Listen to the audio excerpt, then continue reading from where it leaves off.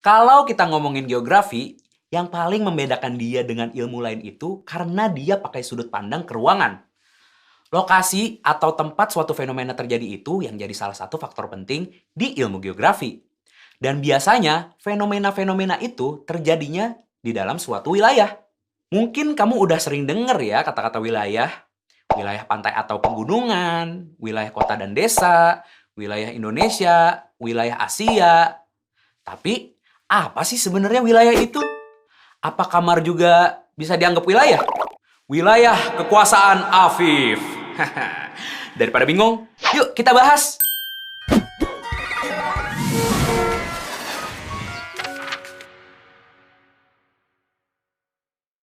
Wilayah itu bagian permukaan bumi yang bisa dibedakan oleh karakteristik-karakteristik tertentu dari bagian permukaan bumi lainnya. Setiap wilayah punya ciri khasnya tersendiri. Jadi, bisa dibedakan dari wilayah lainnya. Contohnya, wilayah gunung itu kan bagian permukaan bumi yang penuh dengan gunung-gunung.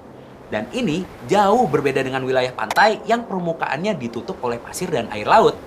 Makanya, kedua daerah ini bisa dikatakan sebagai wilayah yang terpisah. Nah, satu wilayah dibedakan dengan wilayah lainnya berdasarkan aspek-aspek geografinya. Masih ingat kan? Ada aspek fisik dan aspek sosial. Wilayah pegunungan dan wilayah pantai itu dibedakan atas dasar aspek fisiknya. Lebih tepatnya, topologinya. Kalau wilayah industri dan wilayah pemukiman itu dibedakan atas dasar aspek sosialnya. Terus, gimana sih kita nentuin batas-batas suatu wilayah atau simpelnya wilayah tertentu itu wilayah apa? Nah, menurut ahli geografi Richardson, Haggett, Cliff, dan Frey, wilayah itu bisa dibagi jadi 3 kategori atau 3 jenis, yaitu wilayah formal, wilayah fungsional, dan wilayah vernakuler. Wilayah formal itu wilayah yang punya karakteristik yang khas dan homogen, atau satu ciri saja. Karakteristiknya bisa dari karakteristik fisik. Contohnya, wilayah pegunungan itu dicirikan dengan adanya banyak gunung. Dan karakteristik inilah yang mendominasi wilayah tersebut. Artinya, wilayahnya homogen. Nah, selain karakteristik fisik, juga bisa dengan karakter sosial. Misalnya, dari segi bahasa. Kita bisa bilang wilayah Indonesia itu homogen dari segi bahasa. Karena semua orang bisa berbahasa Indonesia. Wilayah formal ini biasanya bersifat statis. Karena butuh waktu yang lama untuk mengubah sifat utama dari wilayahnya. Jenis wilayah berikutnya itu wilayah fungsional. Wilayah fungsional biasanya tandanya itu ada interaksi antara komponen atau lokasi di dalamnya. Interaksi ini seringnya bersifat ekonomi dan biasanya aktivitasnya paling banyak di pusat wilayah. Daerah-daerah sekitarnya itu berfungsi untuk mendukung kegiatan di pusatnya. Contohnya, wilayah Jabodetabek.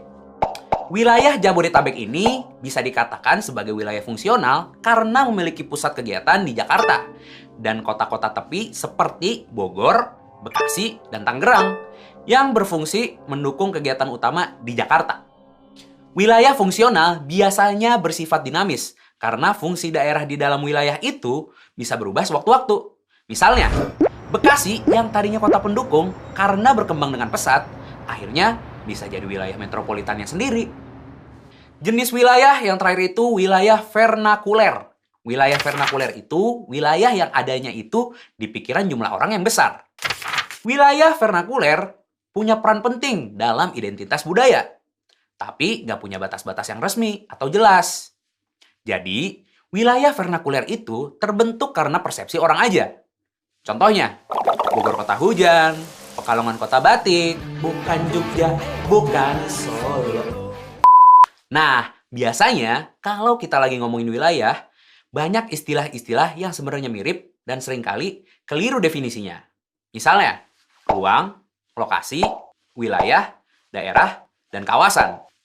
Apa sih bedanya masing-masing? Apa semuanya termasuk ke dalam konsep wilayah? Nah, sebenarnya semua istilah tadi punya maknanya sendiri. Walaupun mereka sama-sama menunjuk pada sebuah tempat di permukaan bumi. Bedanya gini nih teman-teman. Ruang atau istilahnya space itu bagian permukaan bumi yang bisa terdiri dari daratan dan perairan. Ruang itu istilah umum untuk suatu bagian di bumi yang belum ada klasifikasi apapun. Kalau lokasi atau location itu adalah posisi pada ruang permukaan bumi. Kalau kita ambil kota Jakarta sebagai ruang di permukaan bumi, Monas itu salah satu lokasi di ruang tersebut. Begitu juga dengan Istana Presiden. Nah, wilayah yang selama ini kita bahas itu ruang permukaan bumi yang punya homogenitas atau persamaan, baik itu yang sifatnya formal atau fungsional. Istilah lain dari wilayah itu region. Berikutnya kawasan. Kawasan itu bagian dari wilayah atau region yang difungsikan untuk hal tertentu. Misalnya, di wilayah kota kita punya kawasan industri, kawasan pemukiman, dan kawasan perkantoran. Di hutan, kita punya kawasan hutan lindung dan kawasan cagar alam. Kalau daerah, itu ruang yang memiliki batas-batas tertentu yang ditentukan secara administratif. Kayak Kota Bogor, Provinsi Jawa Barat, atau Negara Kesatuan Republik Indonesia. Semuanya punya batasan-batasan wilayah yang ditentukannya itu secara administratif. Oke teman-teman, hari ini kita udah belajar tentang konsep wilayah. Wilayah itu bagian dari permukaan bumi yang punya karakteristik khusus, yang membedakan dia dengan daerah lainnya. Karakteristik pembeda ini bisa berupa objek fisik maupun objek sosial. Terus, kita belajar tentang 3 jenis wilayah yang ada, yaitu wilayah formal, wilayah fungsional, dan wilayah vernakuler. Terakhir, kita belajar tentang istilah-istilah yang berkaitan erat dengan konsep wilayah, yaitu ruang, lokasi, daerah, dan kawasan. Nah, pembentukan dan penataan wilayah-wilayah di suatu negara jadi salah satu ilmu penting yang sangat mempengaruhi kesejahteraan hidup masyarakatnya. Konsep ini disebut tata ruang. Konsep tata ruang bakal kita bahas di video selanjutnya ya. Kalau kamu mau review lagi apa itu wilayah, biasa. Klik timestamp di bawah video. Sampai jumpa di video selanjutnya. Bye-bye!